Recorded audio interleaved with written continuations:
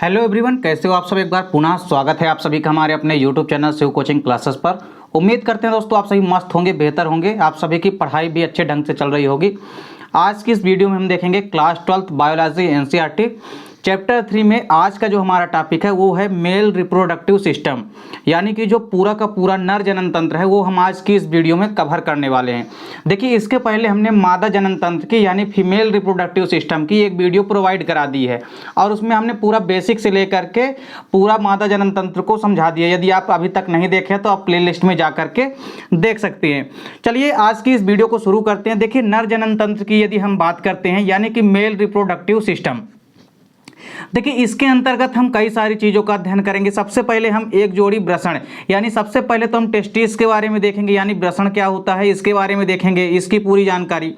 वहीं इसके बाद सहायक नलिकाएं जो होती है उनकी जानकारी देखेंगे। साथ ही साथ जो बाह्य जननांग होता है जिसको कि हम पेनिस या सिस्टन कहते हैं उसकी भी जानकारी देखेंगे। साथ ही साथ जो कुछ बाह्य ग्रंथियाँ होती है जैसे बाल्बो यूरेथ्रल ग्लैंड होती है, इसके अलावा जो प्रोस्टेट ग्लैंड होती है, यानी कुल मिलाकर के हम पूरा का पूरा जो मेल रिप्रोडक्टिव सिस्टम है वो हम आज की इस वीडियो में कवर करने वाले हैं।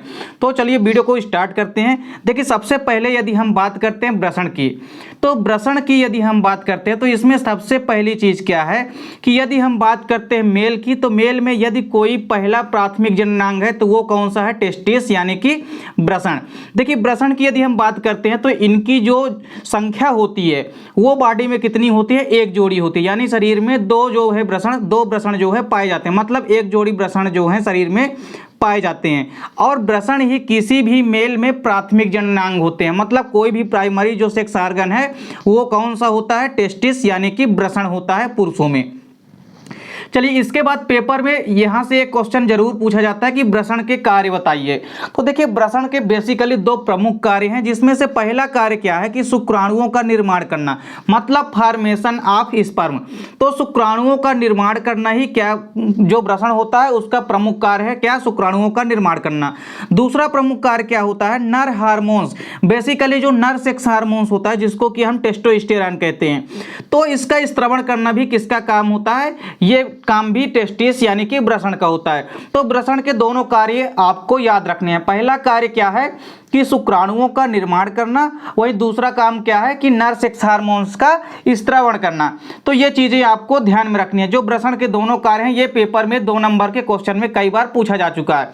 चलिए, इसके बाद अब हम देखते हैं यदि वृषण की उत्पत्ति देखते हैं यानी इसकी ओरिजिन कहाँ से होती है, तो वृषण की जो उत्पत्ति होती है वो भ्रूणीय मेसोडर्म से होती है।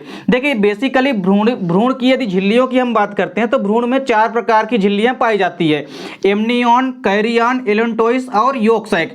इन चारों झिल्लियों में से जो भ्रूणी मेसोडर्म होती है, बेसिकली जो भ्रूण की यहाँ पे देखिए मेसोडर्म हो गई, जैसे एंडोडर्म हो गई, एपिडर्म हो गई, इन जो लेयर में से जो भ्रूणी मेसोडर्म होती है, इन भ्रूणी मेसोडर्म से किसका निर्माण होता है, वृषण की उत्पत्ति होती है। तो वृषण की उत्पत्ति कहाँ से होती है, तो भ्रूणी मेसोडर्म से होती है।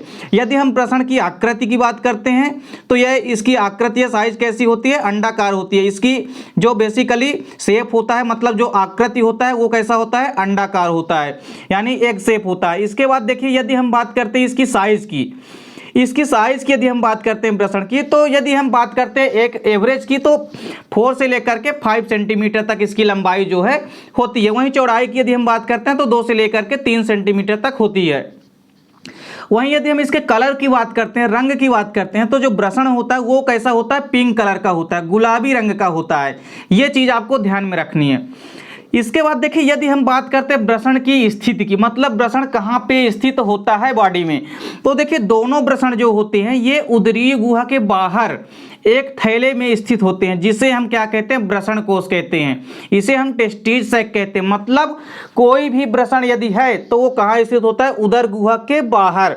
उदर गुहा के बाहर एक थैले जैसी संरचना पाई जाती है जिसे हम वृषण कोश कहते हैं, और उसी वृषण कोश के अंदर जो पुरुषों के वृषण होते हैं वो स्थित होते हैं। तो ये चीज आपको याद रखनी है कि वृषण कहाँ स्थित होते हैं, तो वृषण याद रखना है आपको कि वृषण कोश में स्थित होते हैं।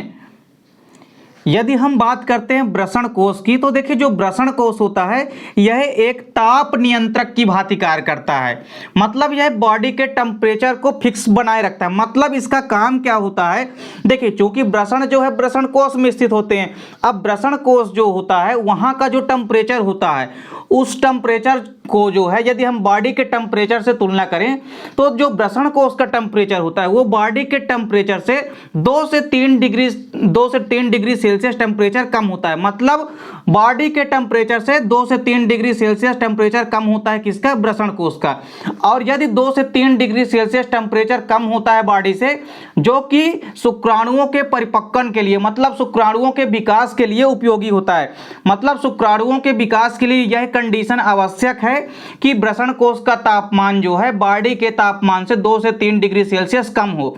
यदि 2 से 3 डिग्री सेल्सियस कम नहीं होगा बॉडी के टेम्परेचर से, तो शुक्राणुओं का विकास या परिपक्वन नहीं हो पाएगा।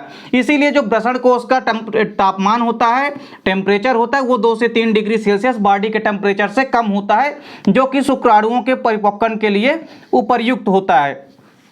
चलिए यहाँ पे वृषण से संबंधित 2 चीजें आपको याद रखनी है। 2 वर्ड है वृषण से संबंधित। एक है क्रिप्टोरेकिडिज्म। देखिए क्रिप्टोरेकिडिज्म यह वर्ड कई बार पूछा भी जाता है। तो क्रिप्टोरेकिडिज्म क्या होता है, देखिए वृषणों का वृषण कोष में ना उतर पाना। कभी कभी जो वृषण होते हैं ना वो वृषण कोष में नहीं उतर पाते हैं, इसे ही हम क्या कहते हैं, क्रिप्टोरेकिडिज्म कहते हैं। ये चीज आपको ध्यान में रखनी है। एक और वर्ड है वृषण नाशन, इसको हम क्या कहते हैं, कैस्ट्रेशन कहते हैं। कैस्ट्रेशन या वृषण नाशन क्या होता है, जैसा कि नाम से स्पष्ट है वृषण नाशन। मतलब यदि हम शल्य क्रिया के द्वारा किसी भी वृषण को हटा देते हैं या निकाल देते हैं तो यह प्रक्रिया क्या कहलाती है, वृषण नाशन यानी कि कैस्ट्रेशन कहलाती है। तो ये दोनों वर्ड आपको याद रखनी है। चलिए यहाँ पे आपको 2 चीजें नोट करनी है। पहली चीज क्या कि जो रैट होता है मतलब जो चूहा होता है, इसके अलावा जो बैट मतलब जो चमगादड़ होता है, और इसके अलावा जो एक ओटर होता है, ये तीनों के तीनों ऐसे जीवधारी हैं जिनमें जो वृषण होते हैं वो खाली वृषण कोष में जनन काल में उतरते हैं। मतलब हमेशा जो वृषण है वृषण कोष में नहीं उतरे रहते हैं, लेकिन जैसे ही इनका जनन काल प्रारंभ होता है इनके वृषण जो हैं वृषण कोष में उतर आते हैं, और जैसे ही इनका जो जनन काल है वो समाप्त हो जाता है, पुनः ये कहाँ चले जाते हैं, उदरी गुहा में चले जाते हैं।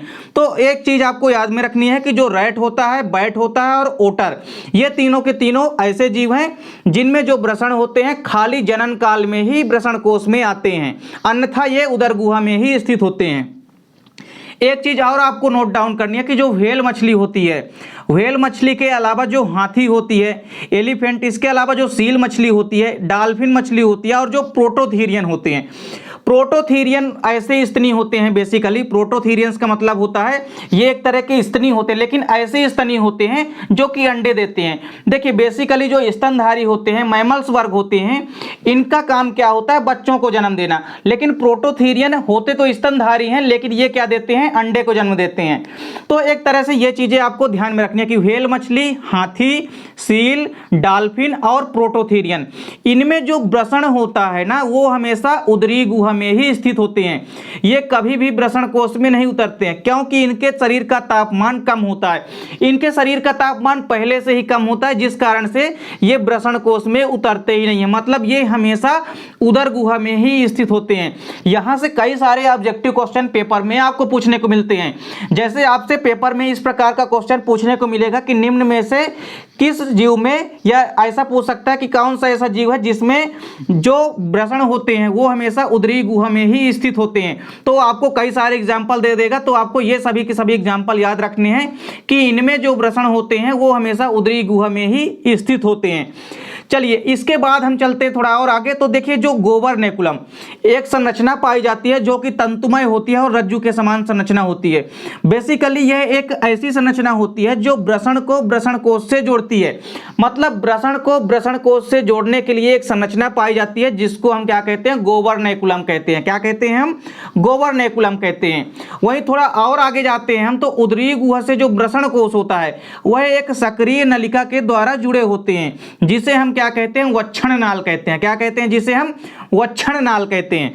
आप यहाँ पे डायग्राम के थ्रू देख भी सकते हैं। देखिए ये जो ग्रीन कलर की पूरी संरचना बनी है गोलाकार, ये जो राउंड शेप्ड संरचना है ग्रीन कलर की, ये क्या है? वृषण कोश है। अब वृषण के कोश के अंदर देखिए यहाँ पे टी लिखा है, मतलब ये क्या है? टेस्टिस है। तो हमने यहाँ पे टेस्टिस बना रखा है ब्लैक कलर से।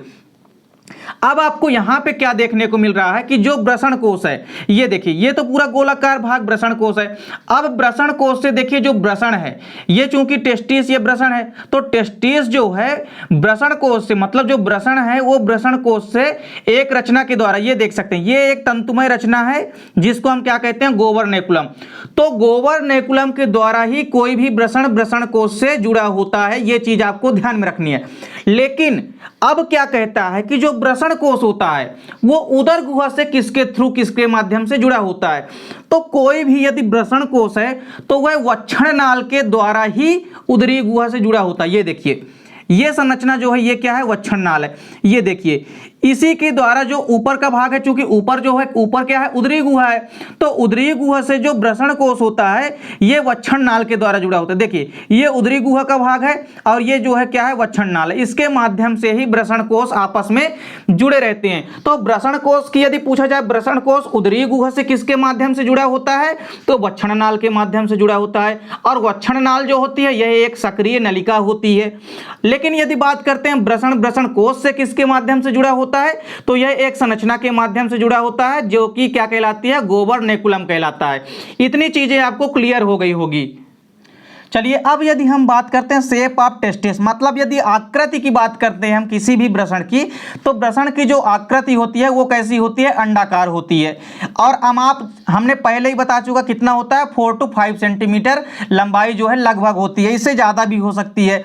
चौड़ाई जो है 2 से 3 सेंटीमीटर लगभग होती है। देखिए यदि हम बात करते हैं पर्टिकुलर किसी भी वृषण की, तो हर एक वृषण में लगभग 250 कोष्ठ पाए जाते हैं, जिन्हें हम क्या कहते हैं? वृषण कोष्ठ कहते हैं। बिल्कुल परेशान होने की जरूरत नहीं है, वृषण की संरचना विधिवत समझाएंगे जिसमें आपको सभी के सभी ये भाग पूरे के पूरे भाग देखने को मिलेंगे। तो देखिए वृषण की संरचना के अंदर जो है 250 कोष्ठ पाए जाते हैं, जिन्हें हम क्या कहते हैं? वृषण कोष्ठ कहते हैं। अब देखिए 250 क्या पाए जाते हैं? वृषण कोष्ठ। अब इन्हीं वृषण कोष्ठों में अत्यधिक कुंडलित नलिकाएं पाई जाती है और इन कुंडलित नलिकाओं को हम शुक्रजनक नलिकाएं कहते हैं और इनकी संख्या प्रत्येक कोष्ठ में 2 से 3 होती है। यानी यहाँ पे आपको समझ में आ गया होगा कि जब टोटल वृषण में 250 कोष्ठ पाए जाते हैं और जिन कोष्ठों को हम क्या कहते हैं? वृषण कोष्ठ कहते हैं। मतलब 250 कोष्ठ यदि वृषण में हैं तो उनमें से यदि एक कोष्ठ में 2 से 3, मान लीजिए एक कोष्ठ में 3 शुक्रजनक नलिकाएं हैं, तो टोटल 250 कोष्ठ में कितने हो जाएंगे? 700 शुक्रजनक नलिकाएं जो है हो जाएगी। तो कुल मिलाकर के 750 जो है शुक्रजनक नलिकाएं हो जाएगी। अब आप देख सकते हैं कि किसी भी पर्टिकुलर यदि हम बात करते हैं किसी भी वृषण की संरचना की, यानी कि स्ट्रक्चर ऑफ टेस्टिस की, तो यहाँ पे आप देख सकते हैं, ये देखिए इस संरचना में आपको क्या दिखाई दे रहा है कि कई सारे यहाँ पे वृषण कोष्ठ दिखाई दे रहे हैं। ये देखिए इनको हम कहते हैं वृषण कोष्ठ। और इन वृषण कोष्ठों के अंदर, इन वृषण कोष्ठों की संख्या जो है वो वृषण के अंदर कितनी होती है? 250। मतलब जो वृषण कोष्ठ होते हैं, वृषण कोष्ठ की संख्या कितनी होती है? यहाँ पे 250 होती है। कितनी होती है? तो आप यहाँ पे लिख सकते हैं कितनी होती है? 250। तो वृषण कोष्ठ की संख्या होती है कितनी? 250। अब वृषण कोष्ठ के अंदर आपको ब्लू कलर की ये जो संरचना दिखाई दे रही है, इसको ही हम क्या कहते हैं? शुक्रजनक नलिका या शुक्रजनन नलिका।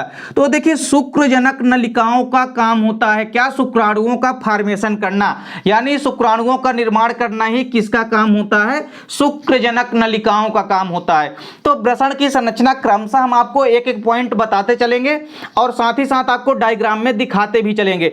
तो यहाँ पे आप क्या देख पा रहे हैं कि वृषण की संरचना के अंदर कई सारे कोष्ठ पाए जाते हैं, जिनको हम क्या कहते हैं? वृषण कोष्ठ कहते हैं। और इनकी संख्या जो होती है वृषण में वो कितनी होती है? 250, यानी कि 250 होती है। और इन 250 वृषण कोष्ठ के अंदर टोटल 750 जो है शुक्रजनक नलिकाएं पाई जाती है। मतलब क्या है यहाँ पे कि एक वृषण कोष्ठ के अंदर जो है, एक वृषण कोष्ठ के अंदर 3 शुक्रजनक नलिकाएं नलिकाएं होती है। तो यहाँ पे टोटल 250 यदि वृषण कोष्ठ हैं तो शुक्रजनक नलिकाओं की संख्या कितनी हो जाएगी, 750 हो जाएगी। यहाँ पे आप लिख भी सकते हैं कि जो शुक्रजनक नलिकाओं की संख्या होती है वो कितनी होती है, 750। तो आपको यहाँ पे वृषण कोष्ठ और शुक्रजनक नलिकाओं के बारे में समझ में आ गया होगा। आगे आप देख भी सकते हैं, जैसा कि हमने आपको पहले ही बताया कि इन्हीं शुक्रजनक नलिकाओं में ही किसका निर्माण होता है, वृषण का निर्माण होता है। मतलब कि वृषण के अंदर शुक्रजनक नलिकाएं पाई जाती है, इन्हीं शुक्रजनक नलिकाओं में ही वृषण का यानी कि स्पर्म का फॉर्मेशन होता है। अब आपको यहाँ पे क्या देखना है कि जो शुक्रजनक नलिकाएं होती है वो वृषण की संरचनात्मक व क्रियात्मक होती है।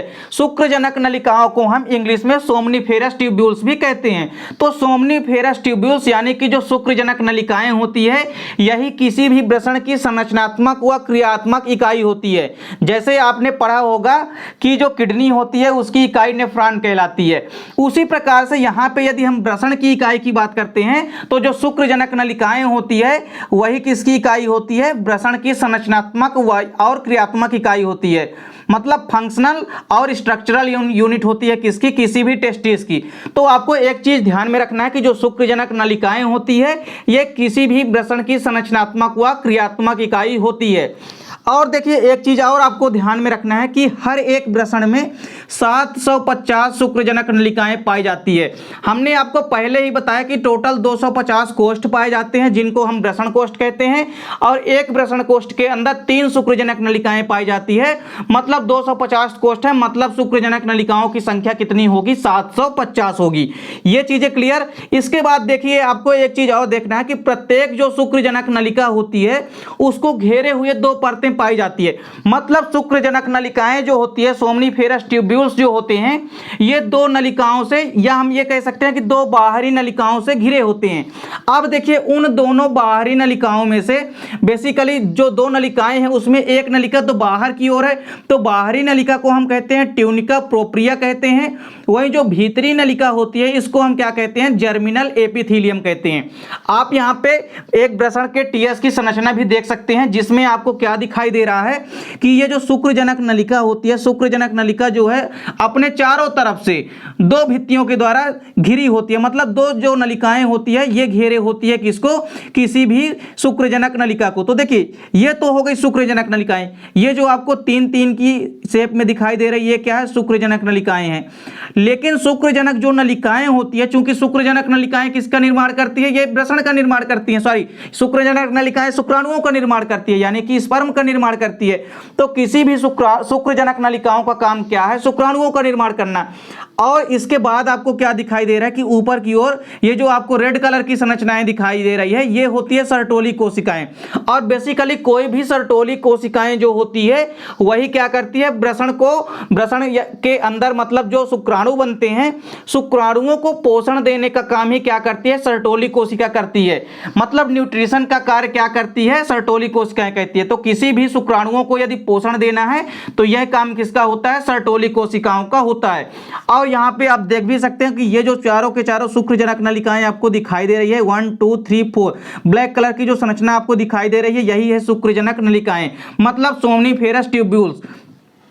अब आपको यहाँ पे क्या देखना है कि जो पूरी की पूरी शुक्रजनक नलिकाएं हैं या शुक्रजनक कोशिकाएं हैं इनको चारों तरफ से देखिए 2 परत घेरी हुई होती है, 2 नलिकाएं घेरी हुई होती है, जिसमें जो भीतरी वाली परत होती है वो जर्मिनल एपिथेलियम कहलाती है और जो बाहरी वाली लेयर होती है, बाहरी नलिका होती है, ये ट्यूनिका प्रोप्रिया कहलाती है। तो ये चीजें आपको क्लियर हो गई होगी।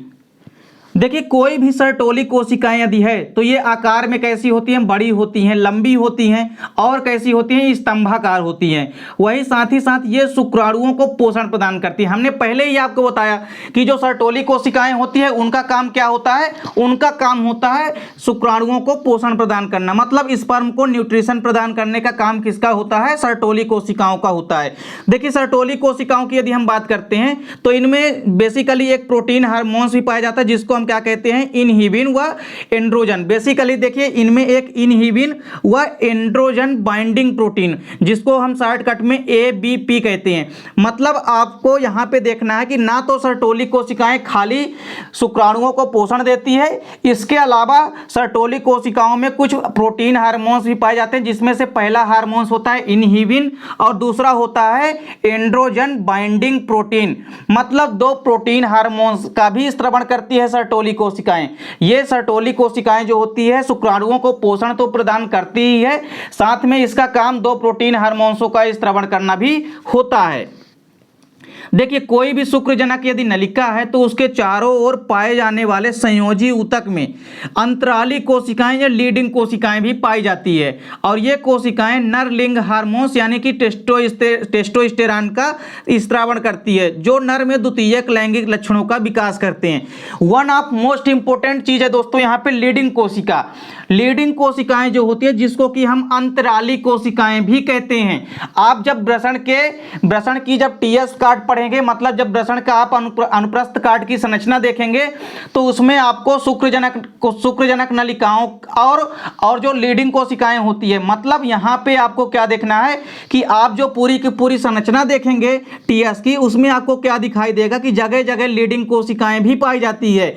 मतलब शुक्रजनक नलिकाओं और सर्टोली कोशिकाओं के बाहर लीडिंग कोशिकाएं भी जगह जगह में पाई जाती है, और इन्हीं लीडिंग कोशिकाएं जो का काम क्या होता है, टेस्टोस्टेरॉन हार्मोन्स का स्त्रवण करना, मतलब जो कि नर के लैंगिक लक्षणों का विकास करता है। देखिए मानव में जो सेक्स हार्मोन्स होता है वो क्या होता है, टेस्टोस्टेरॉन, और टेस्टोस्टेरॉन का स्रावण कहां से होता है, तो लीडिंग कोशिकाओं से होता है। मतलब लीडिंग कोशिकाओं का काम क्या होता है, अंतराली कोशिकाएं यानी कि लीडिंग कोशिकाओं का काम क्या होता है, मुख्य रूप से टेस्टोस्टेरॉन यानी कि मानव के जो नर सेक्स हार्मोन्स होते हैं उनका स्त्रवण करना। ये चीजें आपको समझनी है, क्योंकि जो टेस्टोस्टेरॉन हार्मोन्स होता है यही नर में द्वितीयक लैंगिक लक्षणों का विकास करता है, इसलिए आपको लीडिंग कोशिकाओं के बारे में अवश्य जानना है। अब इसके बाद देखिए एक चीज और है कि जो शुक्रजनक नलिकाएं होती है बेसिकली आपस में जुड़ करके एक सीधी नलिकाएं बनाती है, जिन्हें हम ट्यूबुलाई रेक्टाई कहते हैं। क्या कहते हैं हम इसे, ट्यूबुलाई रेक्टाई कहते हैं। देखिए शुक्रजनक नलिकाएं आपस में जुड़ करके एक सीधी नलिका बनाती है, जिसे हम क्या कहते हैं, जिसे हम ट्यूबुलाई रेक्टाई कहते हैं, जो कि एक जाल में खुलती है, जिसे हम क्या कहते हैं, ब्रषण जालक कहते हैं। वन ऑफ मोस्ट इंपोर्टेंट चीज है दोस्तों, इसको आपको जानना है कि जो ब्रषण जालक होता है, ब्रषण जालक में खुलती है कौन सी संरचना, ट्यूबुलाई रेक्टाई, जो कि शुक्रजनक नलिकाएं आपस में मिल करके बनाती है। तो शुक्रजनक नलिकाएं आपस में मिल करके एक सीधी नलिकाएं बनाती है, जिसे ही हम क्या कहते हैं, ट्यूबुलाई रेक्टाई कहते हैं, जो कि एक जाल में खुलती है, जिसे हम क्या कहते हैं, ब्रषण जालक कहते हैं। इसके अलावा देखिए अनेक नलिकाएं ऐसी भी होती है, मतलब हम ये मान के चलते हैं कि लगभग 15 से 20 नलिकाएं ऐसी होती है जिन्हें हम क्या कहते हैं, बास इफ्रेंसिया कहते हैं, मतलब बासा इफ्रेंसिया कहते हैं, जिसकी उत्पत्ति जो होती है ब्रषण जालक से होती है। देखिए ब्रषण जालक से बेसिकली कुछ नलिकाएं निकलती है, 15-20 नलिकाएं निकलती है, जिन्हें हम क्या कहते हैं, ब्रषण जालक से जिनकी उत्पत्ति होती है। तो देखिए अनेक नलिकाएं जिन्हें कि हम क्या कहते हैं, वास इफ्रेंसिया कहते हैं, इनकी उत्पत्ति कहां से होती है, तो ब्रषण जालक से होती है।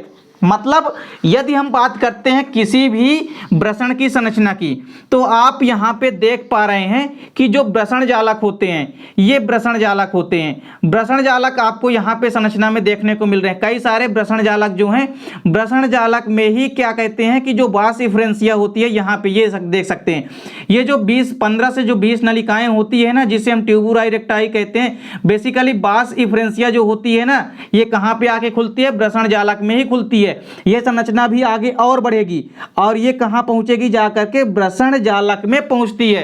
तो ब्रषण जालक से ही 15 से 20 नलिकाएं निकलती है, जिसे हम क्या कहते हैं, वास इफ्रेंसिया कहते हैं। ये चीज भी आपको ध्यान में रखनी है। अब देखिए इस बास इफ्रेंसिया का फंक्शन क्या होता है, मतलब ये बास इफ्रेंसिया यदि है तो इसका कुछ ना कुछ तो कार्य होगा। देखिए ब्रषण जालक से जो वास इफ्रेंसिया जुड़ी होती है, यह कहाँ पहुँचती है, अधिब्रषण के कैपुट भाग तक। जो अधिब्रषण होता है जिसको हम एपिडिडाइमिस कहते हैं, एपिडिडाइमिस में ही शुक्राणुओं का परिपक्वन होता है, मतलब शुक्राणुओं का जो मैचुरेशन होता है वो एपिडिडाइमिस मतलब अधिब्रषण में ही होता है। और यह क्वेश्चन कई बार ऑब्जेक्टिव में भी पूछा जा चुका है कि जो वृषण होते हैं इनका परिपक्वन कहाँ होता है। तो देखिए जो वृषण के अंदर शुक्राणु होते हैं, शुक्राणुओं का परिपक्वन ही कहाँ होता है, तो ये जाके होता है अधिवृषण में। मतलब अधिवृषण में किन्हीं भी शुक्राणुओं का यानी कि स्पर्म का क्या होता है, मैच्यूरेशन होता है, परिपक्वन होता है। अब इनका काम क्या होता है, देखिए जो वृषण जालक होते हैं ना, इनसे कई सारी वास इफ्रेंसिया संरचनाएं निकलती है और यह वास इफ्रेंसिया जो होती है शुक्राणुओं को अधिवृषण के कैपुट भाग में डाल देती है। मतलब शुक्राणुओं को वृषण जालक से लेकर के यह कहां पहुंचा देती है वास इफ्रेंसिया, यह पहुंचा देती है अधिवृषण में। मतलब अधिवृषण का जो ऊपरी वाला भाग होता है कैपुट भाग, कैपुट भाग में ही यह कहां पहुंचा देती है, वृषण के अंदर जो शुक्राणु बने हैं शुक्राणुओं को यह कहां पहुंचा देती है, यह पहुंचा देती है अधिवृषण के कैपुट भाग में। अब आपको यहां पे संरचना में देखने को मिल रहा होगा कि जो वृषण होता है इसमें जो अधिवृषण है, अधिवृषण में 3 भाग होते हैं, तीनों भाग अभी आपको बताए जाएंगे। तो जो अधिवृषण का देखिए ये जो पूरा का पूरा ओवरऑल भाग यहां से लेकर के ये जो निचला भाग यहां तक आपको दिखाई दे रहा है, ये पूरा का पूरा भाग यहां से लेकर के यहां तक का भाग क्या है, अधिवृषण है। और अधिवृषण का जो ऊपर वाला भाग होता है वो होता है कैपुट अधिवृषण, मतलब कैपुट वाला भाग होता है। तो देखिए ये जो वास इफ्रेंसिया है, ये जो शुक्राणु है इनको वृषण जालक है, वृषण जालक से शुक्राणुओं को वास इफ्रेंसिया ले जाएगी। तो वास इफ्रेंसिया जो होती है ये देखिए 15 से 20 नलिकाएं होती है और ये वास इफ्रेंसिया कहां ले जाएगी शुक्राणुओं को या स्पर्म को, तो ये ले जाएगी अधिवृषण के कैपुट भाग। मतलब यहां ले जा करके ये वास इफ्रेंसिया किसी भी शुक्राणुओं को या स्पर्म को छोड़ देगी। अब इसके बाद क्या होगा कि जो शुक्राणु होंगे उनका परिपक्वन होगा, कहां पर होगा, तो अधिवृषण पर होगा, मतलब एपिडिडाइमिस पर होगा। चलिए अब यदि हम बात करते हैं किसी भी अधिवृषण की, मतलब एपिडिडाइमिस की, तो बेसिकली यह एक अत्यधिक कुंडलित व सक्रिय या अनियमित नलिका होती है जो वृषण की भीतरी सतह पर पाई जाती है। देखिए वृषण की भीतरी सतह पर एक संरचना पाई जाती है जो कि सक्रिय होती है और अनियमित होती है, इरेगुलर होती है और साथ ही साथ कैसी होती है, अत्यधिक कुंडलित होती है, मतलब घुमावदार होती है, जिसे ही हम क्या कहते हैं, जिसे ही हम अधिवृषण या एपिडिडाइमिस कहते हैं। एपिडिडाइमिस या अधिवृषण की यदि हम लेंथ की बात करते हैं, लंबाई की बात करते हैं, तो बेसिकली जो अधिवृषण होता है इसकी जो लेंथ होती है कितनी मीटर होती है, लगभग 6 मीटर होती है। वहीं जो अधिवृषण होता है इसका जो निर्माण होता है वो भ्रूणीय वोल्फियन नलिका से होता है। कहां से होता है, भ्रूणीय वोल्फियन नलिका से किसका निर्माण होता है, अधिवृषण का निर्माण होता है। यह चीजें आपको ध्यान में रखनी है, कई बार पेपर में भी पूछा जाता है कि जो अधिवृषण होता है इसका निर्माण कहां से होता है, तो जो भ्रूणीय वोल्फियन नलिका होती है वहीं से अधिवृषण यानी कि एपिडिडाइमिस का निर्माण होता है, फॉर्मेशन होता है। चलिए अधिवृषण के प्रमुख भागों को देखते हैं। तो बेसिकली अधिवृषण जैसा कि हमने आपको पहले ही बताया 3 भागों से मिलकर बना होता है, जिसमें पहला भाग होता है कैपुट अधिवृषण। कैपुट अधिवृषण की यदि हम बात करते हैं तो ये वृषण के ऊपर और केप के समान होती है। यह संरचना कैसी होती है, केप के समान संरचना होती है और इसमें वासा इफ्रेंसिया खुलती है। इसे हम क्या कहते हैं, ग्लोबस मेजर भी कहते हैं। दूसरा नाम क्या है किसी भी कैपुट अधिवृषण का, ग्लोबस मेजर। ये आपको याद रखना है कि इसका निकनेम क्या है, ग्लोबस मेजर। मतलब कैपुट अधिवृषण का जो दूसरा नाम है वो है ग्लोबस मेजर। और जो कैपुट अधिवृषण होता है यह एक केप के समान संरचना होती है और इसमें वासा इफ्रेंसिया जो है खुलती है। तो हमने आपको पहले ही बताया कि जैसे यहाँ पे यदि वृषण की संरचना है तो आप वृषण की संरचना में देख पा रहे हैं ये जो वासा इफ्रेंसिया ये आगे कहाँ जाकर के खुलती है, कैपुट अधिवृषण में जाकर के खुलती है। जो वृषण का दूसरा भाग है वो है कार्पस अधिवृषण। कार्पस अधिवृषण की यदि हम बात करते हैं तो यह मध्य सकरा भाग होता है। कैसा भाग होता है, यह बीच वाला भाग होता है और सकरा भाग होता है। इसे हम अधिवृषण काय कहते हैं। इसे हम क्या कहते हैं, अधिवृषण काय कहते हैं। इसके अलावा जो नीचे वाला भाग होता है वो होता है क्वाडा अधिवृषण। इसको हम क्वाडा अधिवृषण कहते हैं। क्वाडा अधिवृषण का मतलब होता है जो कि पश्च एवं सबसे छोटा भाग हो। मतलब जो अधिवृषण का सबसे छोटा भाग होता है वो क्या कहलाता है, क्वाडा भाग कहलाता है। और यह सबसे पिछला भाग होता है। मतलब जो वृषण का यदि हम ये कह सकते हैं कि वृषण के पूंछ वाला भाग, तो वृषण का पूंछ वाला भाग जो है काडा अधिवृषण कहलाता है। काडा अधिवृषण की बात करते हैं हम यदि इसे, तो ये ग्लोबर माइनर कहते हैं। देख जो कैपुट अधिवृषण होता है इसे हम मेजर हैं और जो काडा अधिवृषण होता है ग्लोबस माइनर हैं। अब देखिए यहाँ पे यदि हम करते हैं किसी भी काडा अधिवृषण की, तो काडा अधिवृषण से इसकी नलिका जो होती है पीछे निकलकर शुक्रवाहिनी बनाती है। काडा भाग से एक नलिका निकलती निकलती है जो आगे चल के शुक्रवाहिनी का निर्माण करती है। तो कुल मिला के ओवरऑल जो अधिवृषण होते हैं वह 3 भागों से मिलकर बने होते हैं, कैपुट अधिवृषण, कार्पस अधिवृषण और कौड़ा अधिवृषण। ये चीजें तीनों आपको क्लियर हो गई होगी। अब आप वृषण की संरचना में आप यहाँ पे देख पा रहे हैं कि ऊपरी वाला भाग जो है अधिवृषण का ये कैपुट अधिवृषण है। मध्य वाला भाग देखिए, ये जो बीच वाला भाग है इसको हम कहते हैं कार्पस अधिवृषण, और इसके अलावा जो नीचे वाला भाग होता है इसे हम क्या कहते हैं, कौड़ा अधिवृषण कहते हैं। तो वृषण 3 भाग, अधिवृषण जो होता है 3 भागों से मिलकर बना होता है, यानी एपिडिडाइमिस जो है 3 भागों से मिलकर बना होता है, कैपुट अधिवृषण, कार्पस अधिवृषण और कौड़ा अधिवृषण। तो अधिवृषण में 3 भाग पाए जाते हैं, ये चीजें आपको ध्यान में रखनी है। चलिए एपिडिडाइमिस के क्या फंक्शन होते हैं, कार्य होते हैं, उसको एक झलक देखते हैं। तो जो शुक्राणु होते हैं, शुक्राणुओं का अस्थायी संग्रहण व यहाँ इनका परिपक्वन होता है। मतलब हमने आपको पहले ही बताया कि शुक्राणुओं का परिपक्वन कहाँ होता है, तो एपिडिडाइमिस यानी कि अधिवृषण में होता है। दूसरा काम अधिवृषण का क्या होता है कि ये वृषणों से शुक्रवाहिनी में शुक्राणुओं को पहुँचाने के लिए मार्ग प्रदान करते हैं। मतलब ये शुक्रवाहिनी में भेजने के लिए किसी भी शुक्राणुओं को मार्ग प्रदान करते हैं। तो शुक्राणुओं को भेजने के लिए कहां, शुक्रवाहिनी में भेजने के लिए मार्ग प्रदान करते हैं। यह दूसरा काम होता है किसका, अधिवृषण का। इसके बाद हम बात करते हैं शुक्रवाहिनी की, जिसको हम बोलते हैं वास डिफरेंस। तो वास डिफरेंस ये भी इंपॉर्टेंट चीज है, वास डिफरेंस यानी कि शुक्रवाहिनी। अब देखिए शुक्रवाहिनी की यदि हम बात करते हैं तो इसकी संख्या कितनी होती है, इसकी संख्या होती है 1 जोड़ी, और यह 45 सेंटीमीटर लंबी एक नलिका होती है, लगभग 45 सेंटीमीटर, इससे थोड़ा कम ज़्यादा भी हो सकती है। तो बेसिकली 45 सेंटीमीटर लंबी नलिका होती है। कौन सी, शुक्रवाहिनी नलिका, जिसको कि हम वास डिफरेंस कहते हैं।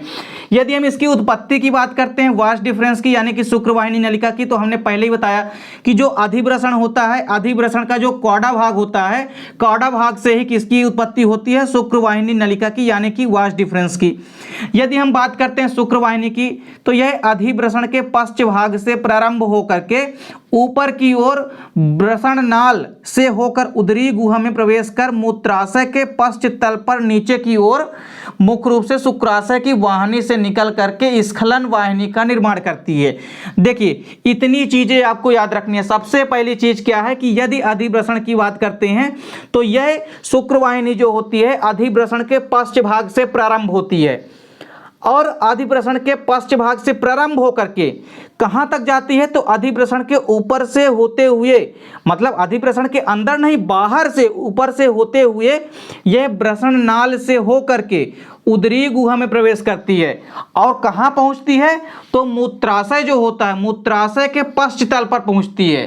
कहां पहुंचती है, मूत्राशय के पश्च तल पर पहुंचती है, और मूत्राशय के पश्च तल पर पहुंचने के बाद क्या करती है कि यह मुड़ करके शुक्राशय की वाहिनी से मिल करके, यह शुक्राशय की वाहिनी से मिलती है और वहां मिल करके स्खलन वाहिनी का निर्माण करती है। मतलब जो मूत्र वाहिनी होती है, बेसिकली यहां पे आपको याद रखना है, जो शुक्रवाहिनी होती है, शुक्रवाहिनी जो होती है यह शुक्राशय के साथ मिल करके स्खलन वाहिनी का निर्माण करती है। स्खलन वाहिनी का निर्माण करती है। ये वन ऑफ मोस्ट इंपॉर्टेंट चीजें, कभी कभी पूछा भी जाता है कि स्खलन वाहिनी का निर्माण किसके किसके मिलने से होता है। तो आपको याद होना चाहिए कि जो शुक्रवाहिनी होती है यह शुक्राशय के साथ मिलकर के स्खलन वाहिनी का निर्माण करती है। इसके अलावा जो शुक्रवाहिनी होती है इसमें संकुचन व शिथिलन की भी क्षमता पाई जाती है, जिससे शुक्राणु शुक्राशय तक पहुंचा दिए जाते हैं। मतलब क्या है यहाँ पे कि जो शुक्रवाहिनी होती है तो अधिवृषण से होने के बाद, अधिवृषण से होते हुए जो शुक्राणु या स्पर्म होते हैं वो कहाँ पहुंचते हैं, शुक्रवाहिनी में। और जो शुक्रवाहिनी होती है इसमें संकुचन की व शिथिलन की, मतलब फैलने व सिकुड़ने दोनों की क्षमता पाई जाती है, जिस कारण से ही कोई भी शुक्राणु या स्पर्म जो होते हैं यह शुक्रवाहिनी से होते हुए कहां पहुंच जाते हैं, शुक्राशय तक पहुंच जाते हैं। और देखिए आगे क्या होता है, फिर स्खलन नलिका जो होती है यह प्रोस्टेट ग्रंथि से होते हुए मूत्र मार्ग में खुल जाती है। जो स्खलन नलिका होती है यह प्रोस्टेट ग्रंथि से होते हुए कहां खुलती है, मूत्र मार्ग में खुलती है। और स्खलन नलिका जो है स्खलन कर देती है किसका, शुक्राणुओं का। बेसिकली यह मूत्र मार्ग में वीर्य को स्खलित कर देती है। तो यहाँ पे आपको बैक टू बैक एक से दूसरी चीजें जो है जुड़ी हुई होती है। सबसे पहले देखिए, जो शुक्रजनक नलिकाएं होती है वहां पे शुक्राणुओं का निर्माण हुआ। शुक्राणुओं का निर्माण कहाँ हुआ? शुक्रजनक नलिकाओं में हुआ। और शुक्रजनक नलिकाओं से फिर शुक्राणु कहाँ आया? वृषण जालक में आया। वृषण जालक से फिर वास इफ्रेंसिया के माध्यम से कहाँ पहुंचा? अधिवृषण में पहुंचा। अधिवृषण के कैपुट भाग में पहुंचता है। और अधिवृषण में किसका परिपक्वन होता है? शुक्राणुओं का। अब जो शुक्राणु होते हैं वो अधिवृषण में परिपक्व हो चुके होते हैं। अब जब अधिवृषण में शुक्राणु परिपक्व हो चुके होते हैं तो जो अधिवृषण का कैपुट वाला भाग होता है, कैपुट भाग से नीचे आते आते जो शुक्राणु होता है वो कहां पहुंचता है? अधिवृषण के नीचे वाले भाग में, यानी कौड़ा भाग में पहुंचता है। तो जब अधिवृषण के कौड़ा भाग में शुक्राणु पहुंच जाते हैं, वहां से शुक्रवाहिनी नलिका जो होती है उसकी स्टार्टिंग हो जाती है। तो शुक्रवाहिनी नलिकाओं के माध्यम से होते हुए जो परिपक्व शुक्राणु है वो कहां पहुंच जाते हैं? शुक्राशय में पहुंच जाते हैं। और जो शुक्राशय होता है और जो शुक्रवाहिनी होती है ये दोनों मिलकर के स्खलन वाहिनी का निर्माण करते हैं। और जो शुक्रवाहिनी होती है इसमें संकुचन व शिथिलन की भी क्षमता होती है। मतलब जो वास डिफरेंसिया होती है या जो वास डिफरेंस होते हैं, बेसिकली शुक्रवाहिनी जो होती है इसमें संकुचन व शिथिलन दोनों की क्षमता पाई जाती है, जिस कारण से शुक्राणु जो है शुक्राशय में डाल दिए जाते हैं। मतलब जो शुक्राणु होते हैं यह शुक्राशय में पहुंच जाते हैं। अब देखिए, जो स्खलन नलिका बनी है, मतलब शुक्रवाहिनी जो होती है यह शुक्राशय के साथ मिल जाती है और स्खलन वाहिनी बनाती है। ये जो स्खलन वाहिनी बनती है ना, इसी के अंदर क्या होते हैं? शुक्राणु होते हैं, यानी कि स्पर्म होते हैं। और ये स्खलन वाहिनी जो होती है यानी स्खलन नलिका जो होती है यह प्रोस्टेट ग्रंथि से होते हुए कहाँ पहुँचती है? मूत्र मार्ग में खुल जाती है। यही स्खलन नलिका जो होती है कहाँ खुल जाती है? मूत्र नलिका में खुल जाती है। और मूत्र मार्ग में ही वीर्य को स्खलित कर देती है। मतलब जब संभोग की क्रिया होती है ऐसी अवस्था में स्खलन नलिका जो होती है यह प्रोस्टेट ग्रंथि से होते हुए मूत्र मार्ग में खुल जाती है और वहीं पर क्या कर देती है? वीर्य को स्खलित कर देती है। या हम ये कह सकते हैं कि सीमेन को क्या कर देती है? स्खलित कर देती है। अब इसके बाद हम बात करते हैं किसी भी शिश्न की। शिश्न की बात करते हैं जिसको कि हम क्या कहते हैं? पेनिस कहते हैं। तो पेनिस या शिश्न की यदि हम बात करते हैं तो कोई भी पेनिस या शिश्न यदि है तो यह क्या होता है? बाह्य जननांग होता है पुरुषों का। देखिए, शिश्न की यदि हम बात करते हैं तो यह पुरुषों का मैथुनी अंग है। मतलब पुरुषों की जो मैथुनी क्रिया संपन्न होती है वो किसके थ्रू होती है? पेनिस या शिश्न के थ्रू संपन्न होती है। कोई भी पेनिस जो होता है वह संवहनी भाग होता है और उत्थनशील या स्पंजी संरचना होती है। मतलब क्या होता है इसमें इसका मतलब यहाँ पे क्या होता है कि जो शिश्न होता है वो कड़ा हो जाता है। इसी को हम क्या कहते हैं? बेसिकली उत्थनशील कहते हैं। तो इसमें उत्थनशील मतलब जो शिश्न होता है, पेनिस होता है, इसमें इसके कड़े होने की भी क्रिया होती है। तो बेसिकली होता क्या है कि जो पुरुष का मैथुनी अंग होता है वो कौन सा होता है? शिश्न यानी कि पेनिस होता है, जो कि एक संवहनी व उत्थनशील तथा स्पंजी संरचना होती है। मतलब क्या है कि फूली हुई संरचना होती है और इसका जो स्वतंत्र सिरा होता है। आप जब पेनिस की संरचना देखेंगे ना, पेनिस की संरचना में आप देखेंगे कि जो उसका फूला हुआ भाग होता है, मतलब जो आगे का भाग होता है वह अत्यधिक संवेदी होता है, जिसे हम क्या कहते हैं? शिश्न मुंड कहते हैं। ये चीजें आपको ध्यान में रखनी है। आप जब कोई भी वृषण की संरचना देखेंगे उसमें जो पेनिस होता है, पेनिस में आप क्या देखेंगे कि जो अगला भाग होता है, देखिए अगला भाग यहाँ पे हमने बना भी रखा है कि जो पेनिस का जो अगला भाग होता है यह कैसा होता है? यह बेसिकली जो होता है फूला हुआ भाग होता है, जिसे हम क्या कहते हैं? शिश्न मुंड कहते हैं। ये चीज आपको ध्यान में रखनी है।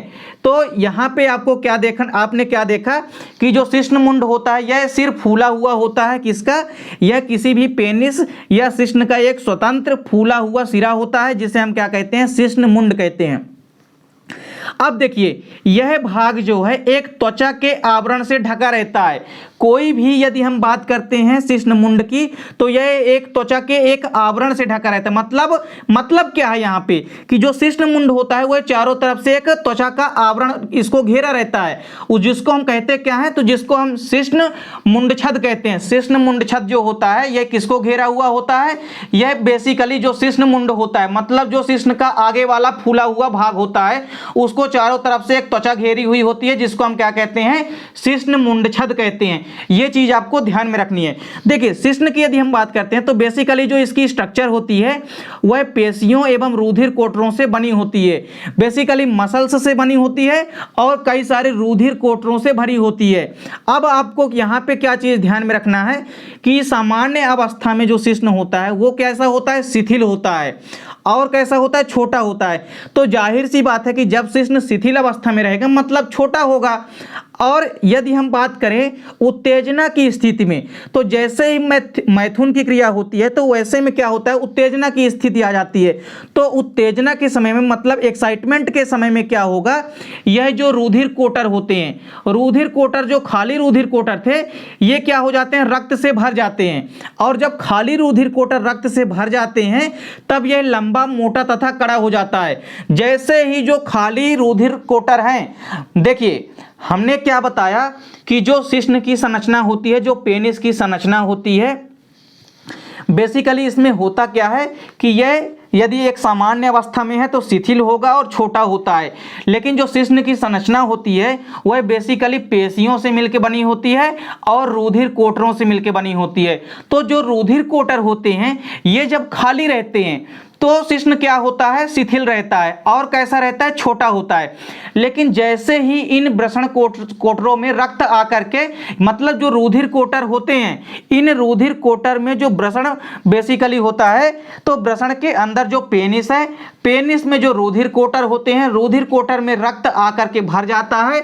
और जैसे ही इन खाली रुधिर कोटरों में रक्त आकर भरेगा वैसे ही जो शिश्न होता है वो एक्साइटमेंट की अवस्था में आ जाता है, उत्तेजित अवस्था में आ जाता है और लंबा हो जाता है, मोटा हो जाता है और कड़ा हो जाता है, एक्साइटमेंट हो जाता है इसमें। तो यहाँ पे आपको ध्यान में रखना है। तो ये चीजें आपको समझ में आ गई होगी। तो शिश्न में आप देख भी सकते हैं कि शिश्न के जो आगे के दोनों भाग होते हैं ये क्या कहलाते हैं, ये कार्पोरा कोवर्नोसा कहलाते हैं। और जो पिछला भाग होता है ये क्या कहलाता है, कार्पस स्पोंजिसम कहलाता है। और ये जो बीच में नलिका दिखाई दे रही है ना, ये क्या कहलाती है, मूत्र मार्ग कहलाती है। तो इसको भी आपको ध्यान में रखना है। तो आपको शिश्न या पेनिस की संरचना समझ में आ गई होगी। शिश्न या पेनिस की संरचना की यदि हम बात करते हैं तो इसमें क्या होता है कि बेसिकली आगे का जो फूला हुआ सिर होता है जिसको हम क्या कहते हैं, शिश्न मुंड कहते हैं, जो कि संवेदी भाग, संवहनशील भाग होता है। और जो किसी भी शिश्न या पेनिस की संरचना होती है यह पेशियों से तथा रुधिर कोटरों से मिलकर के बनी होती है। और यदि एक सामान्य अवस्था में जब शिश्न या पेनिस रहता है तो यह छोटा रहता है और शिथिल रहता है। वहीं जैसे ही मैथुन क्रिया का समय होता है यह उत्तेजना की अवस्था में आ जाता है। क्यों? क्योंकि इसके जो रुधिर कोटर होते हैं इसमें रक्त आकर के भर जाता है। देखिए अब वृषण में कुछ सहायक ग्रंथियां भी पाई जाती है। सहायक ग्रंथियों में मुख्य रूप से शुक्राशय आता है। शुक्राशय के अलावा प्रोस्टेट ग्रंथि आती है और इसके अलावा एक और ग्रंथि होती है जिसको हम काउपर ग्रंथि कहते हैं या हम इसको वाल्वो यूरेथ्रल ग्लैंड कहते हैं। तो चलिए सबसे पहले हम स्टार्ट करते हैं शुक्राशय से। शुक्राशय की यदि हम बात करते हैं तो यह बेसिकली एक जोड़ी होती है। मतलब शुक्राशय की संख्या जो होती है वो वृषण के अंदर एक जोड़ी होती है, वन पेयर्ड होती है, एक जोड़ी होती है, मतलब दो होती है। किसी भी शुक्राशय की यदि हम बात करते हैं तो यह मूत्राशय की पश्च सतह एवं मलाशय के बीच स्थित होती है। जो शुक्राशय की स्थिति होती है तो वह मूत्राशय के पश्च सतह और मलाशय के बीच में स्थित होती है। तो इन दोनों के बीच में स्थित संरचना क्या कहलाती है, शुक्राशय कहलाती है। देखिए इसके द्वारा वीर्य का 70% भाग बनाया जाता है। शुक्राशय का वन ऑफ मोस्ट इंपोर्टेंट काम क्या होता है कि वीर्य का निर्माण करना। मतलब वीर्य के अंदर ही क्या होते हैं, स्पर्म होते हैं, शुक्राणु होते हैं। तो 70% शुक्राणु जो होते हैं बेसिकली शुक्राणु यदि हम ना कह के शुक्राणु चूंकि वीर्य के अंदर स्थित होते हैं तो जो वीर्य होता है या सीमेन होता है, वीर्य या सीमेन का 70% जो भाग होता है वह शुक्राशय बनाता है। और शुक्राशय को हम यूटेरस मैस्कुलाइनस भी कहते हैं। ये चीजें आपको ध्यान में रखनी है कि शुक्राशय जो होता है इसको हम क्या कहते हैं, यूटेरस मैस्कुलाइनस भी कहते हैं। और इसके द्वारा देखिए एक द्रव स्त्रवित किया जाता है जिसको हम क्या कहते हैं, सेमिनल द्रव कहते हैं। शुक्राशय के द्वारा जो द्रव स्त्रवित किया जाता है इसे हम क्या कहते हैं, सेमिनल द्रव कहते हैं। और शुक्राशय के यदि हम पीएच मान की बात करते हैं तो 7.3 होता है यहाँ का पीएच मान।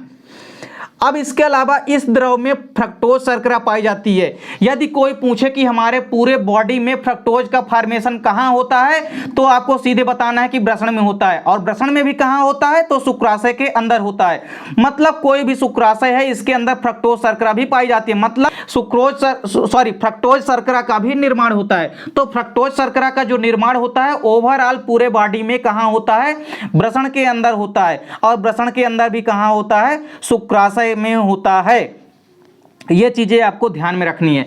फ्रक्टोज जो होता है शुक्राणुओं को एटीपी के रूप में ऊर्जा प्रदान करता है। One of most important thing है कि जो शुक्राशय होता है, देखिए शुक्राशय के अंदर क्या बना, फ्रक्टोज बना। और फ्रक्टोज क्या करता है, यह किसी भी शुक्राणुओं को ऊर्जा प्रदान करता है। और शुक्राणुओं को ऊर्जा प्रदान करता है किसके रूप में, एटीपी के रूप में, मतलब एडिनो ट्राइफॉस्फेट के रूप में। यह क्या करता है, ऊर्जा प्रदान करता है। किसको प्रदान करता है, यह ऊर्जा प्रदान करता है किसको, शुक्राणुओं को। तो शुक्राणुओं को ऊर्जा कौन प्रदान करता है, फ्रक्टोज। और फ्रक्टोज का निर्माण कहां होता है, शुक्राशय में। और शुक्राशय किसके अंदर की संरचना है, तो वृषण के अंदर पाई जाने वाली एक सहायक ग्रंथि है। अब यदि हम बात करते हैं इसके अलावा प्रोस्टेट ग्रंथि की, तो प्रोस्टेट ग्रंथि की यदि हम बात करते हैं तो इसकी संख्या कितनी होती है, ओवरऑल 1 होती है। तो इसकी संख्या 1 होती है। आकृति की यदि हम बात करते हैं तो सिंघाड़े नुमा संरचना होती है। प्रोस्टेट ग्रंथि की संरचना कैसी होती है, एक सिंघाड़े नुमा गोलाकार संरचना होती है। देखिए बेसिकली यदि हम बात करते हैं प्रोस्टेट ग्लैंड की, मतलब प्रोस्टेट ग्रंथि की, तो यह मूत्र मार्ग के प्रथम भाग के चारों ओर स्थित होती है। प्रोस्टेट ग्रंथि कहाँ स्थित होती है, जैसे ही मूत्र मार्ग जो स्टार्ट हो जाता है उसके प्रथम भाग में ही चारों तरफ स्थित होती है। और इस ग्रंथि का जो स्त्राव होता है ना, वो वीर्य का 25 से 30% भाग बनाता है। आपको 2 चीजें ध्यान में रखनी है। पहली चीज तो यह ध्यान में रखनी है कि मैंने आपको क्या बताया कि जो शुक्राशय होता है, वीर्य का 70% भाग का निर्माण कहाँ हो जाता है, शुक्राशय में हो जाता है, जिसको हम क्या कहते हैं, यूट्रस मैस्कुलाइनस कहते हैं। शुक्राशय को हम यूट्रस मैस्कुलाइनस भी कहते हैं। और शुक्राशय के अंदर वीर्य का 70% भाग जो है बन चुका होता है। अब बचा कितना भाग, 20 से 30% भाग।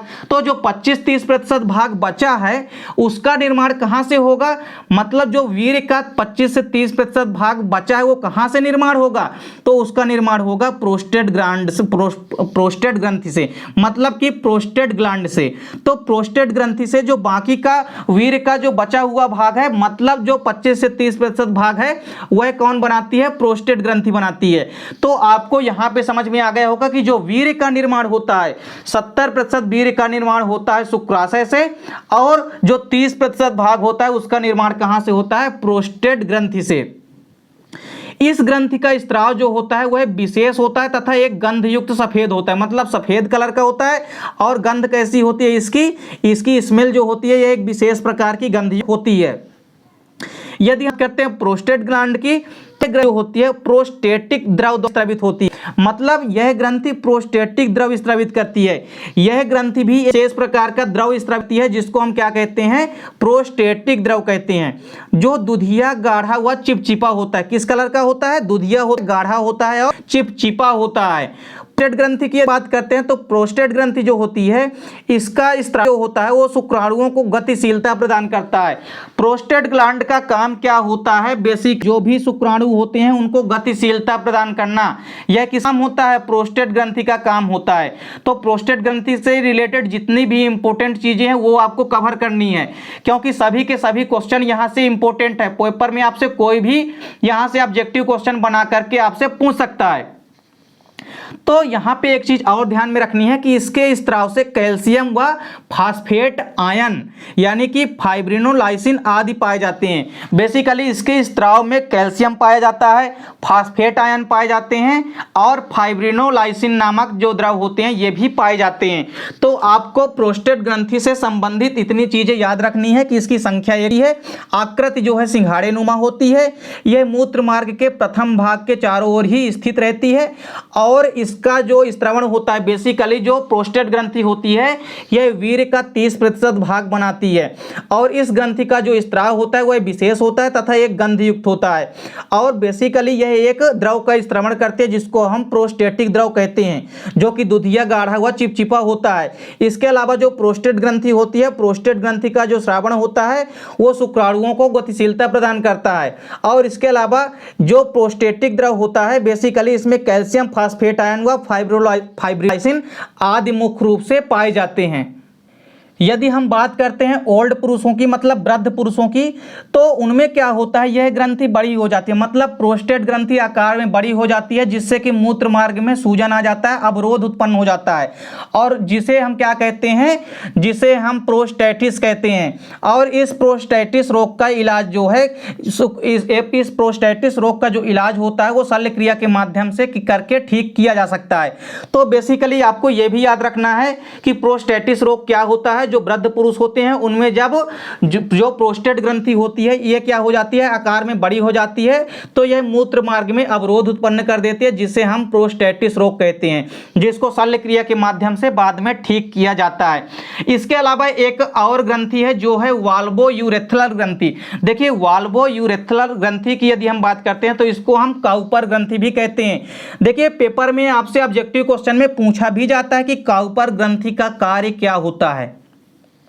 यदि हम बात करते हैं वाल्वोयूरेथ्रल ग्लैंड की यानी कि काउपर ग्रंथि की, तो इसकी संख्या जो होती है एक जोड़ी होती है। वहीं यह ग्रंथियां क्या होती है कि प्रोस्टेट के पीछे स्थित होती है, मतलब जो प्रोस्टेट ग्लैंड होती है उसके पीछे स्थित होती हैं। कौन सी ग्रंथियां, काउपर ग्रंथियां। और इनका जो स्त्राव होता है वह चिकना होता है, पारदर्शी होता है, वह क्षारीय होता है। और इसका पीएच मान यदि हम बात करें काउपर ग्रंथियों का तो 7.2 होता है। यह चीज आपको ध्यान में रखनी है। यदि हम बात करते हैं जब लैंगिक उत्तेजना होती है तो लैंगिक उत्तेजना के वक्त क्या होता है, यह ग्रंथियां अपना स्त्राव करती है। जैसे ही लैंगिक उत्तेजना होती है, मतलब जैसे ही मैथुन क्रिया होती है, संभोग की क्रिया संपन्न होती है, वैसे ही संभोग की क्रिया के दौरान ही लैंगिक उत्तेजना जैसे ही होती है उसी वक्त जो काउपर ग्रंथि या वाल्वोयूरेथ्रल ग्रंथियां होती है यह अपना स्त्राव करती हैं। और इसके स्त्राव से होता क्या है कि देखिए जो मादा की योनि होती है यह क्या बन जाती है, चिकनी बन जाती है। और जब चिकनी हो जाती है तो मैथुन क्रिया क्या हो जाती है, सुगम हो जाती है। मतलब जब योनि चिकनी हो जाएगी तो मैथुन क्रिया में क्या होगी, आसानी होगी। और बेसिकली यदि हम बात करें काउपर ग्रंथि की तो यह रंग में कैसी होती है, येलो कलर की होती है, पीले रंग की होती है। कार्य हमने आपको पहले ही बता दिया कि इनके द्वारा जो स्त्रवित तरल पदार्थ होता है, जैसे हमने क्या कहा कि लैंगिक उत्तेजना जब होती है, लैंगिक उत्तेजना के समय ही संभोग के दौरान जो है ये ग्रंथियां अपना स्त्राव करती है। और ये ग्रंथियां जो अपना स्त्राव करती है उससे योनि की दीवार जो होती है चिकनी हो जाती है। और योनि की दीवार जब चिकनी हो जाती है, मतलब जब योनि चिकनी हो जाती है तो मैथुन क्रिया भी क्या हो जाती है, आसानी से होती है, मैथुन क्रिया भी सुगम हो जाती है। और इस ग्रंथि का जो श्रावण होता है वो मूत्र जनन मार्ग की अम्लीयता को नष्ट करता है। जो मूत्र जनन मार्ग में जो भी अम्लीयता उत्पन्न हो जाती है उसको नष्ट करने का कार्य भी किसका होता है, वाल्वोयूरेथ्रल ग्रंथियों का होता है, मतलब काउपर ग्रंथियों का होता है। आप यहाँ पे डायग्राम में देख सकते हैं ये जो दो किनारे की ओर एक जोड़ी संरचना दिखाई दे रही है, एक इधर और एक इधर, यही क्या होते हैं, शुक्राशय होते हैं। और शुक्राशय जो होता है यह वीर्य का 70% भाग बनाता है, मतलब सीमेन या वीर्य का जो 70% 70% भाग होता है वह शुक्राशय में ही निर्माण हो जाता है। और जो बाकी का बचा 30% भाग होता है वह प्रोस्टेट ग्रंथि से निर्माण होता है। तो यहाँ पे आप देख सकते हैं दो संख्या में कौन है, शुक्राशय। शुक्राशय एक जोड़ी होते हैं, प्रोस्टेट ग्रंथि की संख्या खाली एक होती है। और आप देख भी सकते हैं कि यह मूत्र मार्ग के पीछे की ओर होती है। और यह एक ऐसी संरचना है, ये आपको ब्लू कलर से पूरी की पूरी जो संरचना दिखाई दे रही है ना, यही संरचना क्या है, प्रोस्टेट ग्रंथि है। और यही प्रोस्टेट ग्रंथि जो होती है वीर्य का 30% भाग बनाती है। और यह सिंघाड़े नुमा संरचना होती है। कैसी होती है, एक सिंघाड़े नुमा संरचना होती है। नीचे आप देख पा रहे हैं कि नीचे की जो ग्रंथि होती है यह ग्रंथि होती है वाल्वोयूरेथ्रल ग्रंथि, जिनकी संख्या कितनी होती है, 2 होती है। मतलब एक जोड़ी वाल्वोयूरेथ्रल ग्रंथियां पाई जाती है, या हम कह सकते हैं काउपर ग्रंथियां जो है एक जोड़ी पाई जाती है। और काउपर ग्रंथियां क्या करती है, तो यह एक विशेष प्रकार के द्रव का स्त्रवण करती है जो कि योनि की दीवार को चिकना बनाते हैं, जिससे कि जो संभोग की क्रिया होती है या जो मैथुन क्रिया होती है वो सुगमता से हो सकती है, क्योंकि योनि की दीवार जब चिकनी होगी तो मैथुन क्रिया में आसानी होगी। तो यहाँ पे दोस्तों जो सहायक ग्रंथियां हैं जिसमें शुक्राशय है, प्रोस्टेट ग्लैंड है और वाल्वोयूरेथ्रल ग्लैंड है, मतलब काउपर ग्लैंड है, इन तीनों ग्लैंड को आपको अच्छे से याद रखना है। कोई ना कोई क्वेश्चन डेफिनेट यहां से ऑब्जेक्टिव पूछे या पेपर में आपसे लॉन्ग आंसर पूछे, कोई ना कोई क्वेश्चन डेफिनेट पूरे के पूरे इस मेल रिप्रोडक्टिव सिस्टम से। ऐसा नहीं है कि कई सारे क्वेश्चन आपको देखने को नहीं मिलेंगे। अब इसके अलावा यदि हम बात करते हैं वृषण की संरचना की, तो वृषण की संरचना में देखिए 3 लेयर जो है होती है। पहली लेयर होती है सबसे बाहरी वाली लेयर जिसको हम कहते हैं ट्यूनिका वेजिनेलिस कहते हैं। क्या कहते हैं इसको हम? ट्यूनिका वेजिलेनिस कहते हैं। जो दूसरी परत होती है जो पहली लेयर के अंदर होती है इसको हम क्या बोलते हैं? इसको हम बोलते हैं ट्यूनिका एल्बुजिनिया परत बोलते हैं। वहीं सबसे अंदर वाली जो ये परत होती है आपको जो ग्रीन कलर की दिखाई दे रही है इसको हम क्या बोलते हैं? ट्यूनिका वैस्कुलोसा बोलते हैं। क्या बोलते हैं इसे हम? ट्यूनिका वैस्कुलोसा बोलते हैं। अब हमने क्या कहा कि वृषण की संरचना के अंदर कई सारे वृषण कोष्ठ पाए जाते हैं, कई सारे कोष्ठ पाए जाते हैं जिनको हम वृषण कोष्ठ कहते हैं। तो वृषण कोष्ठों की संख्या कितनी होती है? 250 होती है। और एक वृषण कोष्ठ के अंदर 3 शुक्रजनक नलिकाएं पाई जाती है। तो चूंकि जब एक वृषण कोष्ठ के अंदर 3 शुक्रजनक नलिकाएं हैं तो टोटल 250 वृषण कोष्ठ होते हैं। मतलब इनके अंदर जो शुक्रजनक नलिकाओं की संख्या होती है वह होती है 750। और शुक्रजनक नलिकाओं के अंदर शुक्राणुओं का होता है निर्माण। फिर शुक्राणुओं का निर्माण होने के बाद शुक्राणु कहां आ जाएंगे? वृषण जालक में आ जाते हैं, जहां से वास इफ्रेंसिया के माध्यम से, जो कि एक नली होती है, और वास इफ्रेंसिया के माध्यम से वृषण जालक से होते हुए जो शुक्राणु या स्पर्म होते हैं वो कहां पहुंच जाते हैं? अधिवृषण के कैपुट भाग में पहुंच जाते हैं। ये देखिए अधिवृषण का कैपुट भाग है, यहां पहुंच जाते हैं। फिर अधिवृषण के कैपुट भाग से होते हुए जो शुक्राणु या स्पर्म होते हैं वो कार्पस अधिवृषण में पहुंचते हैं। कार्पस अधिवृषण से होते होते कार्डा अधिवृषण में पहुंचते हैं। कार्डा अधिवृषण के यहां से कार्डा अधिवृषण से एक नलिका का निर्माण होता है जिसको हम शुक्रवाहिनी नलिका कहते हैं। तो कार्डा अधिवृषण तक पहुंचने के बाद जो शुक्राणु या स्पर्म होते हैं ये शुक्रवाहिनी से होते हुए कहां पहुंच जाते हैं? शुक्राशय में पहुंच जाते हैं, जहां पे स्खलन वाहिनी का निर्माण हो जाता है। और स्खलन वाहिनी का निर्माण होने के पश्चात ये कहां पहुंच जाते हैं? शुक्राशय में पहुंच जाते हैं, जहां पे क्या होता है? वीर्य का निर्माण होता है और वीर्य के साथ ये मिक्स हो जाते हैं और वीर्य जो है मूत्र नलिका के माध्यम से छोड़ दिए जाते हैं। तो इस प्रकार से पूरी की पूरी ये जो वृषण की संरचना है इसको भी आपको कवर करना है, क्योंकि वृषण या टेस्टिज की संरचना भी पेपर में कभी कभी पूछी जाती है। तो यहाँ पे दोस्तों हमने आपको पूरा का पूरा जो मेल रिप्रोडक्टिव सिस्टम होता है, यानी जो पूरा का पूरा एक नर जनन तंत्र होता है, उसमें जितने भी भाग होते हैं हमने पूरे के पूरे भाग को एक ही वीडियो में कवर करा दिया है। उम्मीद करता हूं दोस्तों वीडियो अच्छी लगी होगी। दोस्तों वीडियो अच्छी लगे तो लाइक और कमेंट जरूर कीजिएगा। और दोस्तों यदि चैनल पे आप नए हैं तो चैनल को सब्सक्राइब अवश्य कर लीजिएगा और बेल आइकन भी प्रेस कर लीजिएगा ताकि नोटिफिकेशन भी आपको मिलता रहे। उम्मीद करता हूं दोस्तों वीडियो पसंद आई होगी। मिलते हैं दोस्तों नेक्स्ट वीडियो में, तब तक के लिए जय हिंद, वंदे मातरम।